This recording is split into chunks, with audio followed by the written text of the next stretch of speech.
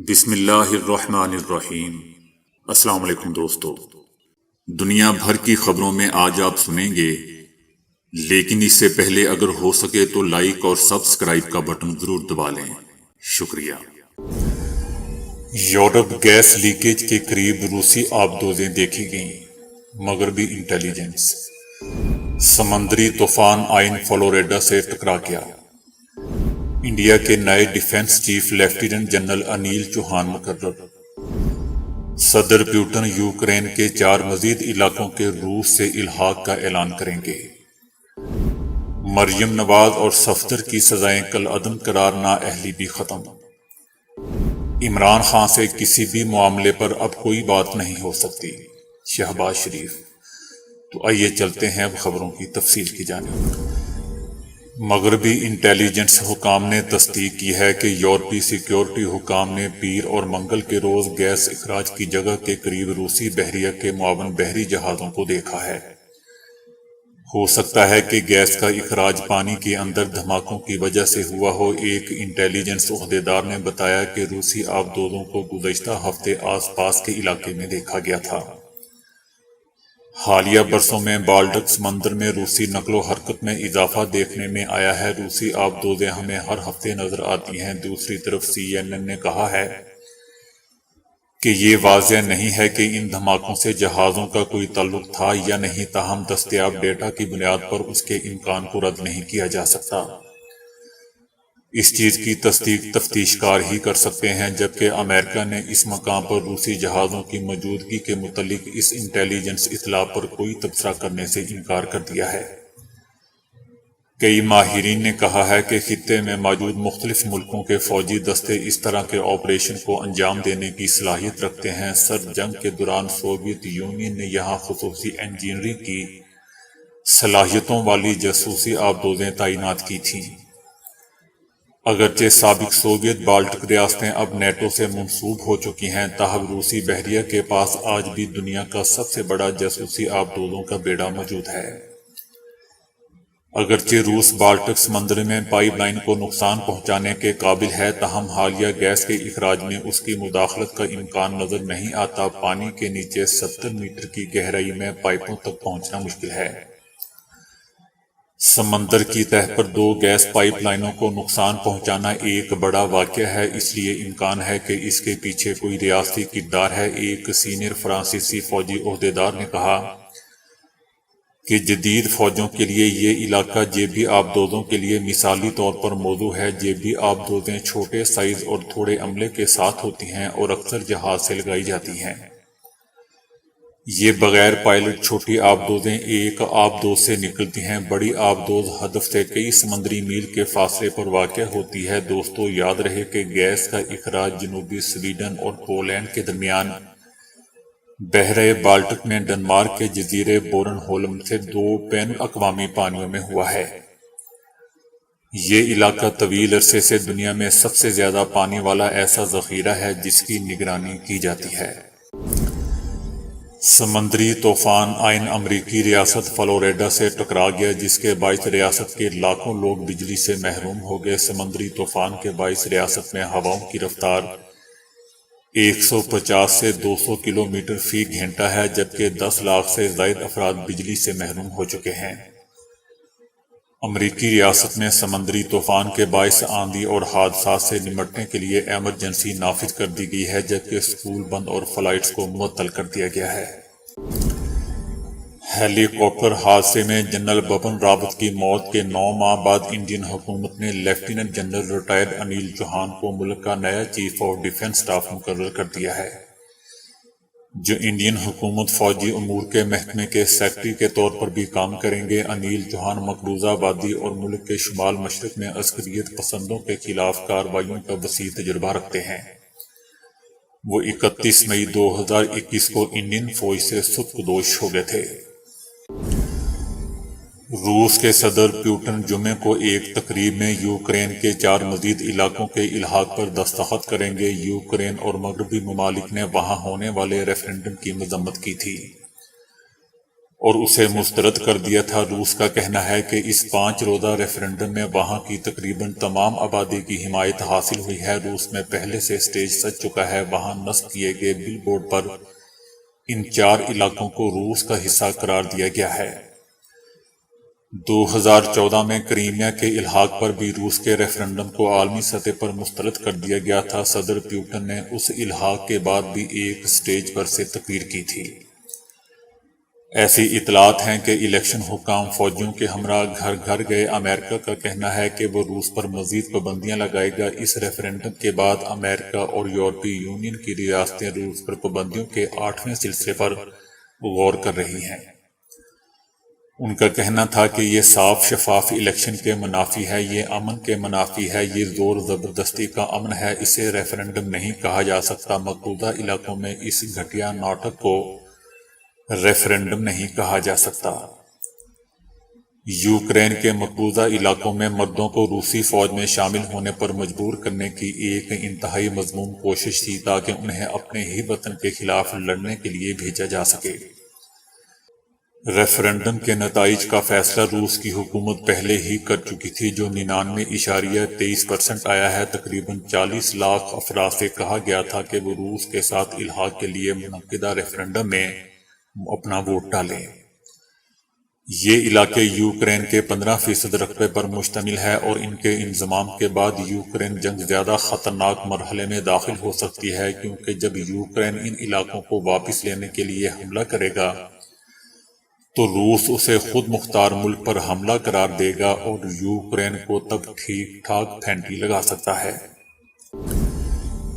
اسلام آباد high court نے even field case میں فتنی کی سزائیں کالعدم قرار دیتے ہوئے انہیں بری کر دیا۔ اس کے ساتھ ہی فتنی کی نااہلی بھی ختم ہو گئی۔ جسٹس عامر فاروق نے کہا کہ آمدن سے زائد اثاثوں میں نواز شریف مریم کا لنک بتا دیں، ابھی تک ان کا کہیں بھی لنک ثابت نہیں ہو رہا۔ سوال وہی ہے کہ اس سارے مواد سے آپ کوئی جرم کیسے ثابت کر سکتے ہیں؟ نیب پروسیکیوٹر مظفر عباسی نے کہا کہ یہ پراپرٹیز 1999 میں خریدی گئیں۔ جسٹس عامر فاروق نے استفسار کیا کہ ان پراپرٹیز کی خریداری کے لیے کتنی رقم ادا کی گئی؟ آپ اس کے متعلق ڈاکومنٹس دکھائیں، زبانی بات نہ کریں۔ آف شور کمپنیوں نے اپارٹمنٹ کتنی قیمت میں خریدا؟ جو چیزیں ریکارڈ پر موجود ہیں انہی کو دیکھنا ہے۔ مظفر عباسی نے کہا کہ نواز شریف کا موقف تھا کہ ان کا اس پراپرٹی سے کوئی تعلق نہیں ہے۔ عدالت نے کہا کہ جب نواز شریف نے بیان دیا کہ ان کا تعلق نہیں تو پھر آپ کو ریکارڈ سے تعلق ثابت کرنا ہے۔ آپ متضاد بات کر رہے ہیں۔ گزشتہ سماعت پر آپ نے کہا تھا کہ پراپرٹیز خریدنے میں مریم کا کوئی کردار نہیں، اب آپ کہہ رہے ہیں کہ مریم نواز کا کردار ہے۔ پہلے آپ کلیئر تو کر لیں۔ عدالت نے اپنے فیصلے میں مریم نواز اور کیپٹن ریٹائرڈ صفدر کی 4 سال کے بعد اپیلیں منظور کرتے ہوئے انہیں بری کرنے کا حکم دے دیا اور مریم نواز کو سنائی کی 7 سال کی سزا کالعدم قرار دے دی۔ اس کے ساتھ ہی مریم نواز کی نااہلی بھی ختم ہوگی۔ فیصلہ سنتے ہی مریم نواز نے حسب معمول دونوں ہاتھ ہوا میں لہرائے اور ابا جی نواز شریف سے ٹیلی فونک رابطہ کیا اور انہیں مبارکباد دی۔ یاد رہے دوستو کہ اسلام آباد کی احتساب عدالت نے ایون فیلڈ کیس میں متعدد سماعتوں کے بعد جولائی 2018 میں نواز شریف کو 11 سال قید کی سزا سناتے ہوئے ان پر 80 لاکھ برطانوی پاؤنڈ جرمانہ بھی عائد کیا تھا۔ عدالت نے اسی کیس میں مریم نواز کو 7 سال قید کی سزا سناتے ہوئے 20 لاکھ برٹش پاؤنڈ جرمانہ بھی عائد کیا تھا۔ اسی طرح کیپٹن ریٹائرڈ صفدر کو 1 سال قید کی سزا سنائی تھی۔ تاہم عدالت نے مریم نواز اور کیپٹن ریٹائرڈ صفدر کا مقدمہ نواز شریف کے مقدمے سے علیحدہ کر دیا تھا۔ آڈیو لیکس کا معاملہ کہیں نہ کہیں آرمی چیف کی تعیناتی سے جڑا ہوا ہے۔ شہباز شریف کی پریس کانفرنس میں بھی واضح پیغام تھا کہ عمران خان سے اب کسی بھی معاملے پر اب کوئی بات نہیں ہو سکتی۔ جب تک نومبر میں آرمی چیف کی تعیناتی کا اونٹ کسی کروٹ نہیں بیٹھ جاتا تب تک موجودہ حکومت سیف زون میں نہیں جا سکتی، کیونکہ پاکستان کی سیاست میں کسی بھی وقت کچھ بھی ہو سکتا ہے۔ اور عمران خان بھی آخری واردات کی بات کر رہے ہیں۔ حالیہ آڈیو لیکس عمران خان کی ہو یا شہباز شریف کی، اس والا معاملہ بھی کہیں نہ کہیں نومبر والی تعیناتی سے جڑا ہوا ہے۔ آڈیو لیکس کا معاملہ اس لیے بھی حساس ہے کہ اس سے پاکستان کے دنیا کے ساتھ تعلقات متاثر ہو سکتے ہیں۔ عمران خان نے ملک کی اسٹیبلشمنٹ یعنی آرمی سے بھی شکوہ کیا کہ انہوں نے اسحاق ڈار کو واپس آنے سے نہیں روکا۔ اسحاق ڈار کی واپسی ایک ٹیسٹ ہے اور اگر سب ٹھیک چلتا ہے تو الیکشن سے پہلے نواز شریف بھی آ سکتے ہیں۔ انہی وجوہات کی بنا پر عمران خان غصے کا شکار ہیں۔ عمران خان کا اسحاق ڈار کے خلاف بیان ان کے غصے کو ظاہر کر رہا ہے۔ اگر ہم یہ سمجھیں کہ نواز شریف نون لیگ سے الگ تھلگ ہیں اور کسی فیصلہ سازی میں ان کا کردار نہیں ہے تو ہم احمقوں کی جنت میں رہتے ہیں۔ نواز شریف اگلے الیکشن میں جانے سے پہلے عوام کو ریلیف دینا چاہتے ہیں، اس لیے انہوں نے اسحاق ڈار کو واپس بھیجا ہے۔ پہلے مہنگائی کو دوستوں اوپر لے کر گئے، اب ریلیف کے نام پر مہنگائی نیچے لائیں گے۔ بہرحال شہباز شریف پریس کانفرنس میں مختلف شہباز شریف نظر آئے۔ اپریل کے بعد سے پہلی بار وہ بہت پر اعتماد نظر آئے، جیسا کہ سارے معاملات حل ہو چکے ہوں۔ اس کی وجہ شاید یہ ہے کہ اب انہیں لگ رہا ہے کہ حکومت سیف زون میں پہنچ گئی ہے اور گم گو کی ساری صورتحال ختم ہو چکی ہے۔ دوستو، محسوس ایسے ہوتا ہے کہ فورن پالیسی کے حوالے سے بھی چیزیں طے ہو گئی ہیں۔ کہیں نہ کہیں موجودہ حکومت اور اسٹیبلشمنٹ کے درمیان یکسوئی پیدا ہو چکی ہے کہ اس ملک کو کس طرح چلانا ہے۔ شاید آرمی چیف کی تعیناتی کا معاملہ حل ہو گیا ہے، اس لیے تو ڈار صاحب واپس آئے ہیں۔ عمران خان کی بھی لاسٹ تقریر میں نا امیدی سی جھلکتی نظر آ رہی تھی، لیکن دوستو وہ بہت سخت جان نا امید کبھی نہیں ہوتے، کوئی نہ کوئی نیا راستہ نکال ہی لیتے ہیں۔ اب اپنی نئی آڈیو لیک کو دیکھتے ہیں کہ کیسے لیتے ہیں، یقیناً اس سے بھی کوئی نہ کوئی بینیفٹ لے اڑیں گے۔ اسحاق ڈار واپس آ گیا ہے، مریم کا پاسپورٹ واپس ملنے والا ہے، الیکشن کمیشن میں ان کے خلاف دائر کی گئی درخواست واپس لے لی گئی ہے۔ یہ سب چیزیں ظاہر کرتی ہیں کہ معاملہ طے پا گئے ہیں۔ دوسری جانب عمران خان کی طرف بھی کافی چیزیں بدل گئی ہیں۔ عمران خان نے بھی اپنی کور کمیٹی کو نظر انداز کرنا شروع کر دیا ہے۔ سوئٹزرلینڈ کے سائنسدانوں نے کائنات کا سب سے بڑا 3D نقشہ عوام کے لیے پیش کر دیا ہے، جس کے ذریعے آپ بھی گھر بیٹھے عالمی خلائی اسٹیشن، چاند اور نظام شمسی کے سیاروں سے لے کر دور دراز کہکشاؤں کی سیر اس طرح کر سکیں گے کہ جیسے آپ خود وہاں موجود ہوں۔